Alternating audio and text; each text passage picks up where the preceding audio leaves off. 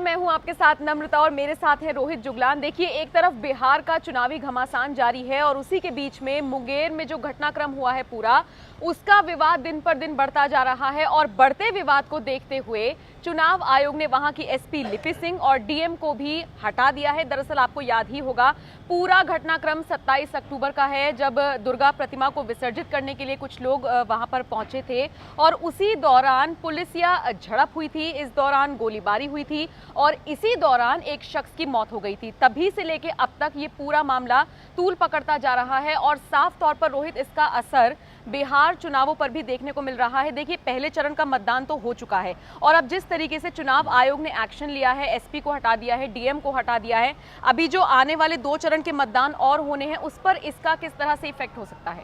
देखिए, 2 अहम चीज़ें आपने कही। एक तो ये कहा कि किस तरह से जो चीज़ें मुंगेर में हुई, मुंगेर की घटना, और मुंगेर की घटना को लेकर हमने कल भी बात की थी कि अगर इस पर और आगे चीज़ें बढ़ती हैं, मतलब सस्पेंशन की जो कार्रवाई अब हो चुकी है, या इसके अलावा जिस तरह से लोगों के बीच एक माहौल बनता जा रहा है मुंगेर की घटना को लेकर, और ख़ास तौर पर जो पुलिसिया कार्रवाई हुई है उसे लोग नीतीश सरकार का कदम मान रहे हैं।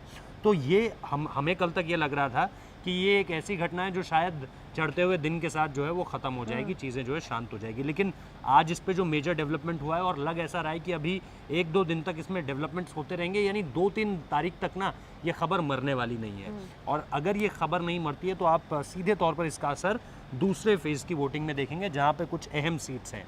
अब इसको लेकर के बात की जाए कि इसका चुनावी कनेक्शन क्या है मुंगेर का, या इसको लेकर बात की जाए कि ये कार्रवाई किसने, चीज़ें जो कि, क्योंकि मैंने बिहार में कुछ लोगों से कल बात की, जो मेरी छोटी मोटी बात हो पाई उससे यही समझ में आया कि ये दरअसल 2 लोगों की बात कही जा रही है। मुंगेर जो इलाका है जहाँ पर कल की सीट पर चुनाव हुआ है, वोटिंग हुई है, वो तकरीबन अगर आप इसको भूगोल के हिसाब से देखें तो 200 किलोमीटर दूर है पटना से ये इलाका। और इस इलाके में जो कार्रवाई हुई है उसको लोग इस तरह से भी देख रहे हैं कि यहाँ पर जो है बीजेपी का वोटर बहुत ज़्यादा संख्या में था। आपको पता है नम्रता कि बीजेपी इस वक्त पे लीडिंग पार्टी के तौर पर काम कर रही है बिहार में।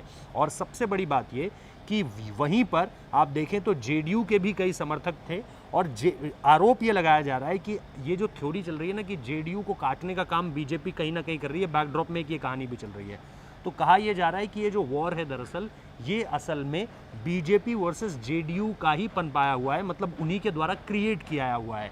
जेडीयू चाहती है कि बीजेपी को यहाँ से उस तरह का वोट ना पड़े जिससे जेडीयू कहीं ना कहीं इंडिविजुअल तौर पर चुनाव में पीछे हट जाए। दोनों का अलायंस तो है, लेकिन जेडीयू, जैसे बीजेपी चाहती है कि जेडीयू उस तरह की आंकड़ों के साथ ना सामने आ सके, इस वजह से ये कहीं ना कहीं एक साजिश लग रही है इसके पीछे। लेकिन अभी इस पर खुलकर कोई नहीं बोल रहा है, लेकिन जो हमारे सोर्सेस हैं वो यही बता रहे हैं कि एक दूसरे के वोट काटने का यहाँ पर काम हुआ है, क्योंकि मुंगेर पारंपरिक तौर पर अगर आप ऑर्थोडॉक्स स्टाइल में देखेंगे तो ये वो सीट है जहाँ पर बीजेपी को सबसे ज्यादा वोट पड़ता है। तो मतलब ये तो वही वाली बात हो गई रोहित, जैसा कि आप कल भी जिक्र कर रहे थे, जैसे कि मैं भी आपसे कह रही थी कि देखिए किन 2 बड़ी पार्टियों का आपस में कोलैबोरेशन है बिहार में। एक तरफ बीजेपी जो पहले बहुत सारे अपने दलों को धोखा दे चुकी है, झटका दे चुकी है, और दूसरी तरफ जेडीयू। तो आप यही कहना चाह रहे हैं कि आपस में भी साजिश ये लोग रच रहे हैं? आपस में इस बात की साजिश की, देखिए यहाँ से चुनाव अगर कोई जीते तो वो उसका फायदा किसको, देखिए फायदा तो अलायंस को ही होगा, लेकिन जेडीयू अंदर खाने की बात को समझ रहा है कि अगर नुकसान जेडीयू को होता है तो फिर बीजेपी किसी भी स्थिति में रहेगी। देखिए, अगर मुझे 80 वोट मिल गए और आप 25 वोट तक सीमित रह गए, या 30 सीट तक सीमित रह गए, माफ कीजिएगा वोट कह रहा हूँ, सीट की जगह पे, तो अगर मेरे पास 80 सीटें और आपके पास 25 सीटें, तो आप किस लिहाज से मुझसे मांग करेंगी कि मैं आपका जो चेहरा है उसे मुख्यमंत्री के तौर पर प्रोजेक्ट कर दूं? या अगर मैं अपने पुराने वादे के तहत चल भी जाता हूं, जो कि हमने और आपने बड़ी विस्तार से कल लोगों को समझाया कि ये दोनों पार्टियां वादा खिलाफी की तस्वीरें हर जगह पे दिखाती रही हैं। तो अब जब आपकी 25 सीटें और मेरी 80 सीटें हैं, तो मैं चाहूँगा कि चलिए यार 1 साल में अपने किए हुए वादे पे, अगर मैं खरा उतरता भी हूँ अपने वादे पे, तो भी मैं 1 साल तक आपको बनाऊंगा, उसके बाद मैं खेल कर दूंगा।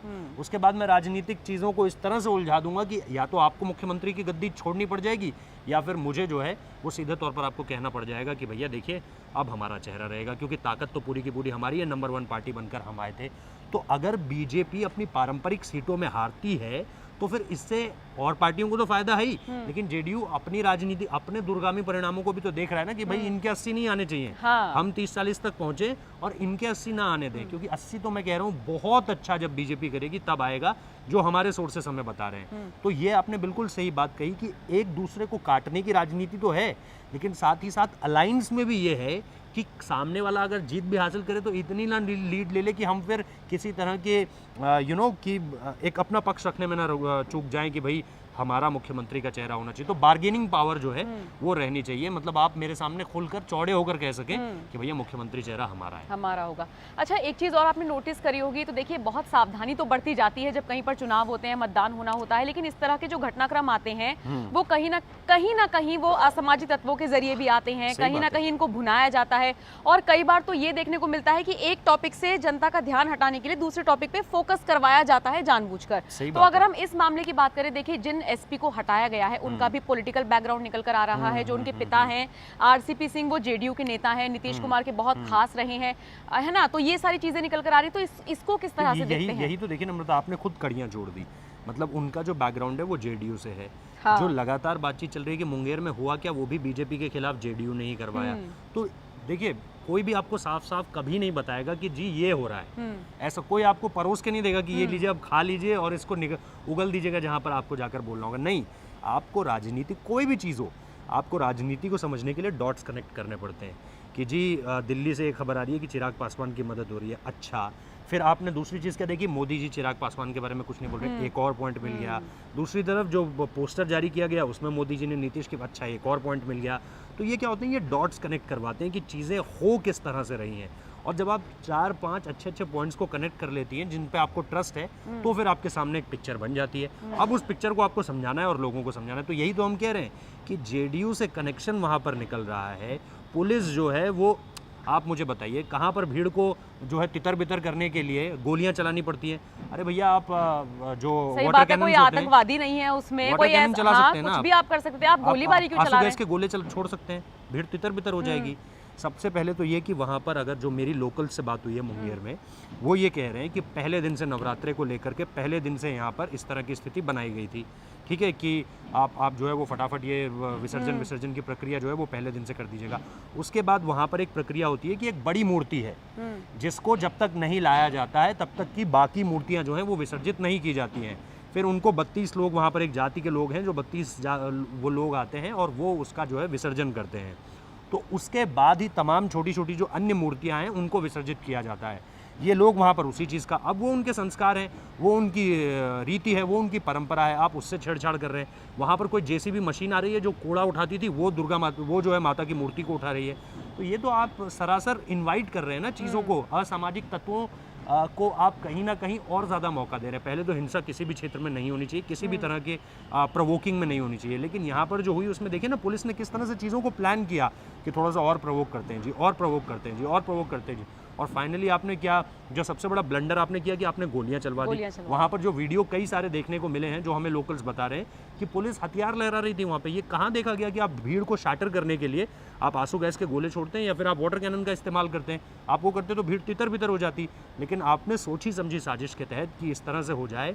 और क्योंकि वहाँ पर कल चुनाव भी था, मतलब वोटिंग भी होनी थी, तो पहले से ही सुरक्षा थोड़ी सी ज़्यादा थी, ऊपर से कोविड, पहले ही सब चीज़ें हुई, ऊपर से कोविड है ना, तो ये सारी की सारी चीज़ें थी। इस पर आपने ये एक और प्लस पॉइंट डाल दिया कि भैया भीड़ को और ज़्यादा उग्र कैसे करना जाना है, तो इसके लिए गोली भी चला देते हैं। तो ये सब तो होना था, तो ये तो ऐसा लग रहा है जैसे प्री प्लान था। अब इसकी देखिए जांच निकल कर सामने आएगी तो चीज़ें नहीं सामने निकल कर आएंगी, लेकिन वही बात है नम्रता, जो आपने डॉट कनेक्ट करने की कोशिश की वही करना पड़ेगा, वो चीज़ें फिर अपने आप क्लियर हो जाती हैं।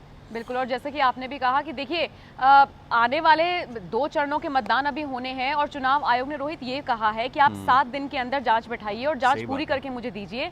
आज ही तत्काल प्रभाव से दोनों को हटा दिया गया है। अब देखिए जैसे कि पॉलिटिकल कनेक्शन हम जोड़ते आ रहे हैं, एक और पॉइंट मुझे याद आया है कि अब देखिए जैसे कि आप पॉलिटिकल कनेक्शन हम लोग जोड़ रहे हैं, एक और पॉइंट मुझे याद आया है कि देखिए जब भी कहीं पर चुनाव होता है तो जो भी नेता खड़े हैं या फिर जो भी पार्टियां हैं, उनके रिश्तेदार जो कि अधिकारी हैं, उनकी ड्यूटी जनरली वहाँ पर नहीं लगाई जाती है। लेकिन देखिए लिपि सिंह की भी ड्यूटी वहीं लगी हुई थी, उनके जो पति हैं लिपि सिंह के, वो जो डीएम है बांका के, उनकी भी ड्यूटी वहीं लगी हुई थी। मीणा शायद उनका नाम है। नहीं, राजेश मीणा डीएम है और उनके पति का नाम सुहर्ष है, सुहर्ष है ना, हाँ, तो उनकी भी ड्यूटी वहीं लगी हुई थी। तो देखिए सवाल तो यहाँ पे ये भी उठ रहे हैं कि आप सारे कायदे कानून बस दूसरों के लिए रह गए हैं, आपके खुद के बच्चों नहीं रह गए हैं। ये कहा ये जा रहा है चूंकि नीतीश सरकार का मतलब हाथ था, हाँ प्रभाव था, हाथ था, इसीलिए उनकी ड्यूटी वहीं पर लगाई गई। इसीलिए मैं बोल रही हूँ कि इस पूरे मामले को पॉलिटिसाइज किया जा रहा है और आगे इसका फर्क पड़ेगा। ऑब्वियसली ये इनिशिएट इसी तरह से किया गया है क्योंकि देखिए आपको वही हम कह रहे हैं ना कि एक वोट कटुआ राजनीति जिसका जिक्र लगातार हो रहा है, चाहे बिहार चुनाव हो,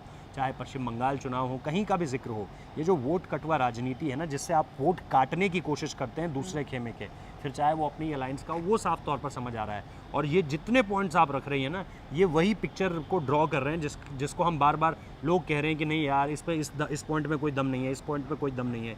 ये जो पॉइंट सारे के सारे आपने रखे हैं, ये 2-3 पॉइंट से बताने के लिए काफ़ी हैं कि इसमें कहीं ना कहीं नीतीश कुमार की इन्वॉल्वमेंट थी, जो सोर्सेस हमें बता रहे हैं। लेकिन अब इसको ये जो जांच आयोग है ये पुख्ता करेगा या नहीं, ये आने वाला वक्त बताएगा।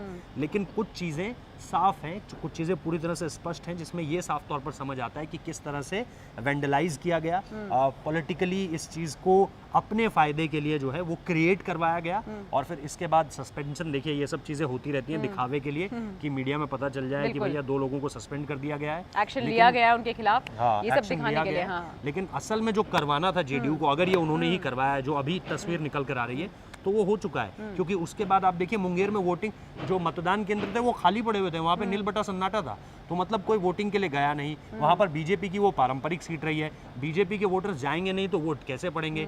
यानी उस इलाके को आपने क्या किया, न्यूट्रलाइज कर दिया। उस इलाके को आपने कहीं ना कहीं हाईजैक करने की कोशिश की कि चलिए मुंगेर में तो बीजेपी नहीं जीत रही है, अब जरा और इलाके देखते हैं यहाँ पर क्या हो सकता है। तो ये सारी चीज़ें ना पॉलिटिकल बेनिफिट के लिए होती रहती हैं। यहाँ पर बहुत ही सेफ प्ले करने की कोशिश तो की गई थी, लेकिन बहुत सारी भूल भी कर दी, जो शायद आपने भी पकड़ी, जो शायद मीडिया भी पकड़ रहा है, जो शायद हम भी लाने की कोशिश कर रहे हैं। वही वाली चीज है ना, जैसे कि आपने भी कहा कि पॉइंट से पॉइंट जोड़ते हैं। देखिए कुछ चीजें कही तो जाती नहीं है, सिर्फ समझी जाती हैं। पॉइंट से पॉइंट जोड़ने की अगर कोशिश की जाएगी तो एक तस्वीर निकलकर सामने आ रही है, जैसे कि रोहित ने भी कहा। तो अब समझने की जरूरत है बिहार की जनता को, क्योंकि देखिए अल्टीमेटली सरकार आप ही के राज्य में आनी है, कितना काम करेगी, कितना काम किया है पुरानी सरकार ने, इन सभी को ध्यान में रखते हुए जो सारी चीजें हो रही हैं इनको भी ध्यान में रखना बहुत जरूरी है। जैसे कि देखिए सोनू सूद ने भी कहा कि अपने मन से आप वोट कीजिएगा, दिमाग से वोट कीजिएगा, सिर्फ बटन दबाने मत जाइएगा। तो ये सारी चीजें हैं जो ध्यान में रखने की जरूरत है। बहरहाल आज के इस चर्चा में इतना ही। बहुत बहुत शुक्रिया रोहित मेरे साथ जुड़ने के लिए, और आगे की अपडेट्स आपको देते रहेंगे।